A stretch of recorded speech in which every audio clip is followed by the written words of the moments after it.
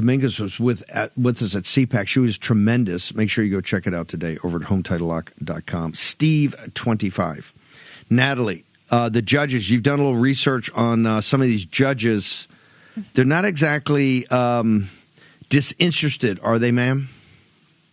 Yeah, spare me the performative activism about being in a constitutional crisis. These people have absolutely no regard for, I think, anything rooted to the founding of this country. Just the latest example of this being the judge up in Maryland who swatted down President Trump's efforts to conduct ICE raids at churches or places of worship. And it's so interesting, not only is this radical Obama appointee judge, you know, the whole trope, but I looked into his wife, who, believe it or not, was actually a member of the Biden regime, working at some anti-racist outfit, making sure that employment law didn't discriminate.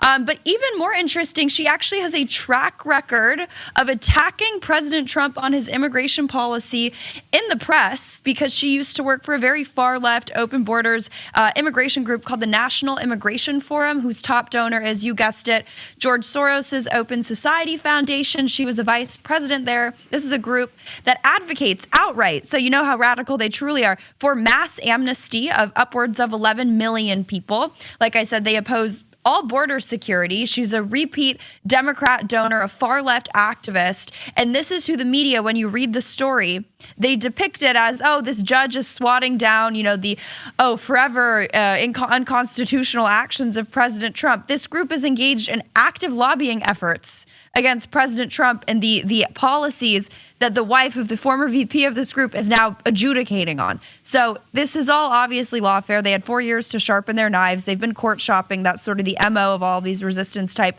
lawfare groups. They know who to send their cases to. But I think Congress needs to get together. I know they're all putting out strongly worded tweets about how they want to impeach these rogue and radical judges with very clear conflicts of interest. But how about instead of tweeting about it and putting out the letters and holding hearings, you actually do it? I haven't really seen any action, which I guess we should come to expect from this Congress. But someone needs to do something and actually impeach these judges who are having very, very clear conflicts of interest and are radical activists. I shouldn't even use the term judge. They're activists masquerading as judges. Folks, also, the budget resolution, they're not even talking about the cigarette, just the reconciliation. Johnson's taking incoming from all sides. Principally, it's about there's not enough really well thought through cuts to make this serious. On the other hand, people are saying, hey, what you're cutting is like, for instance, Medicaid. You got to be careful about this because you're going to affect tons of working class people. So it's a balancing act. But that whole returning to the court of Congress is really about to come for the first time, Natalie. We're going to have a firestorm. And Rachel Maddow kicks off her week this week with Hakeem Jeffries. So the whole resistance you've seen in the courts, you've seen this performative outside, but you've seen the color revolution folks planning and plotting. Now we're also going to return, particularly to the House, where it's going to heat up to 1 million degrees this week. Is it not, ma'am? Sounds like it's time for the War Room Posse to get their marching orders ready. I think they're going to be making a lot of phone calls. But no, I mean, you're absolutely right. I think that we were sort of ahead of the curve in this. We added, in addition to the rhino category, the dinos, right? The Doge in name only, who all these people who wanted to have the photo ops and act like they really cared about government, cuts and spending, all these people who lectured us on fiscal sanity and they were fiscal hawks for decades, yet didn't want to do anything about USAID. Now suddenly they're all late to the game. But I think we need to hold their feet to the fire. Some of the people who support the Doge caucus are the largest war hawks and biggest advocates for continuing to give money to Ukraine. And that's, of course, just one small issue. But you see it. They use, the issue of China as sort of a neocon deflection talking point to say, look, we need to be tough on China. So ergo, we have to spend all of your taxpayer dollars defeating China, when in reality, where have we actually come on that front? By the way, just a fun fact, I was looking today, Ukraine, which is so important to fund, because in the name of democracy and soft power against China. Do you know who Ukraine's #1 export of military equipment and arms is to?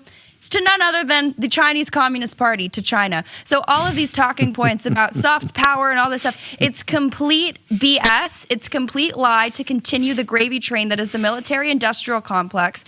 And they're getting called out right now. And make no mistake, Steve, they're not just upset about the aid packages ending. They're melting down because they know that when the audits start, it's not just going to trace back to Over and McLean and all the defense contracting firms.